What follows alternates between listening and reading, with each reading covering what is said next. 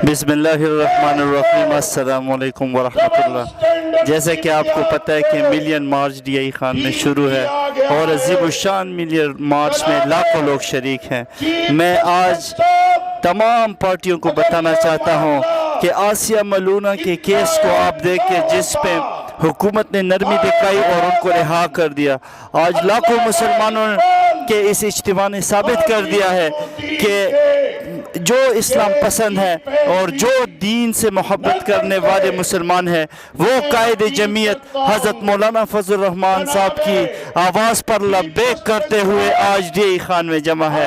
ये इस बात का सबूत है कि तमाम लोग अपने दीन से मोहब्बत करते हैं और हुकूमत ने जो डिसीजन लिया है आसिया मलूना को रिहा करके वो गलत है और हुकूमत को इस फैसले को रोल बैक करना चाहिए।